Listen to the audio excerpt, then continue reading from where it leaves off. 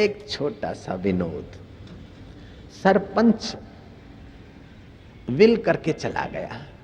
मुझे पंचों पर विश्वास है कि मेरी संपत्ति का ठीक ठीक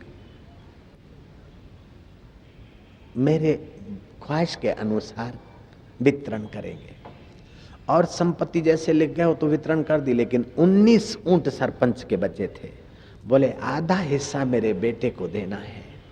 सरपंच घबराए कि 19 ऊंट में से आधा 9.5 कैसे करेंगे। चौथा हिस्सा मेरे ईमानदार नौकर को देना है। चौथा हिस्सा 4.25 ऊंट किसी के काम नहीं आएंगे, चौथाई ऊंट और 1.25 ऊंट। और बोले 5वां हिस्सा मेरी वफादार नौकरानी को भी देना है। मेरा जीवन केवल मेरे बेटों के लिए नहीं है, बेटों के लिए तो पशु भी जी लेता है, वफादारों के लिए भी मेरी संपत्ति का कुछ हिस्सा। पंच घबराए कि आप इन्होंने तो विश्वास रखा है, लेकिन हम ये कत्ल कैसे करें और कैसे पूरा हिस्सा करें। सोचते सोचते सिर पर हाथ रखकर बीच में इतने में एक साधु बाबा आए। साधु बाबा के आगे व्यथा रखी। साधु बाबा ने कहा भाई ये तो जरा अटपटा है, कठिन है, लेकिन साधु थोड़ी देर ठहरे और उसी में ठहरे जहां से सारा ज्ञान और सारी प्रेरणाएं मिलती है। जहां जन्म और कर्म दिव्य हो जाते हैं वहां साधु ठहरे, अर्थात ध्यान में गोता मारा। साधु ने कहा हो बड़ा आसान है, very easy, no problem, very easy, very easy. 19 ऊंट तो सरपंच के, 20वां ऊंट मेरा मिला दो। हो गए 20 ऊंट। आधा हिस्सा दे दो सरपंच के सुपुत्र को, 10 दे दिए। चौथा हिस्सा दे दो ईमानदार नौकर को, 5 दे डाले। 5वां हिस्सा दे दो वफादार नौकरानी को, 4 दे डाले। बाकी का मैं लिए जा रहा हूं। राम राम, मेरा ऊंट मेरे पास आ गया। अब जयराम जी बोलना पड़ेगा आपको।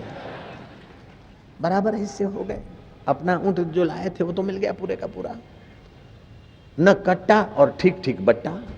ऐसे 5 कर्मेंद्रियां हैं इस शरीर में, 5 ज्ञान इंद्रियां हैं इस शरीर में, 5 प्राण है इस शरीर में और 4 अंतःकरण है। ये 19 ऊंट तुम्हारा शरीर की दौड़ धूप करते हैं।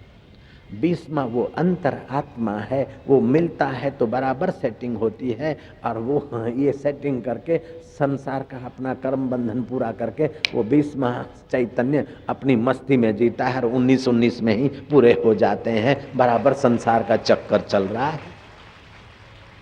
5 कर्म इंद्री, 5 ज्ञान इंद्री, 5 प्राण, मन और बुद्धि, ये 19 ऊंटू है।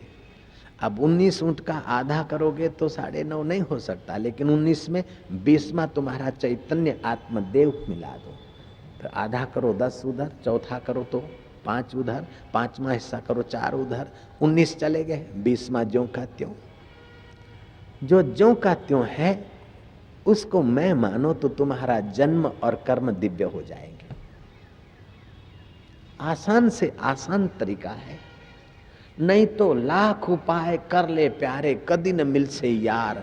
बेखुद हो जा देख तमाशा, आपे खुद दिलदार। हमें अकल नकल नहीं चाहिए, हमें एक पागलपन दरकार। पागल गल को पाले बस बेड़ा पार हो जाए। ईश्वर प्राप्ति कोई मजदूरी का काम नहीं है, नहीं तो मजदूरों के झोपड़ों में ही ईश्वर होता। मजदूरी का काम नहीं ईश्वर को पाना, और ईश्वर को पाना, ईश्वर मजदूरी का विषय नहीं, नहीं तो मजदूरों के झोंपड़े में होता। और ईश्वर बुद्धिमानों का विषय नहीं है, नहीं तो बैरिस्टरों के काले कोट की जेब में होता। ईश्वर धनवानों का विषय होता तो सेठों की तिजोरी में होता। और ईश्वर सौंदर्य का विषय होता तो ललनाओं के पर्स में होता। भांजे, ईश्वर सौंदर्य का विषय होता तो ललनाओं के पर्स में होता, और ईश्वर पहलवानों का विषय होता तो पहलवानों की बगल में होता। ईश्वर किसी वस्तु, व्यक्ति, परिस्थिति का विषय नहीं। सारे विषय, सारी वस्तु, सारी व्यक्तियां जिससे देखी जाती है और काम चलाओ अपनी सत्ता ले लेती है, फिर भी सत्ता देते भी ज्यों का त्यों जो रह जाता है वही परमात्मा है। परमात्मा किसी का विषय नहीं, सारे विषय जिससे प्रकाशित होते हैं वह सच्चिदानंद परमात्मा। उसका अनुभव करने के लिए तुम्हारे शरीर का जन्म हुआ है। पेट पालकर अंत में लोथ को जलाकर मर जाने के लिए आपका हमारा जन्म नहीं हुआ है। अन्न जल से, रोटी सब्जी से आप पेट भरो, ऐहिक विद्याओं से आप मस्तक भरो, लेकिन दिल को तो दिलबर की विद्या से, दिलबर के आनंद से, दिलबर के ज्ञान से, दिलबर के माधुर्य से और दिलबर के साक्षात्कार से भर ले और जीवन की शाम होने के पहले जीवन दाता से मुलाकात कर ले। इसलिए जन्म हुआ है।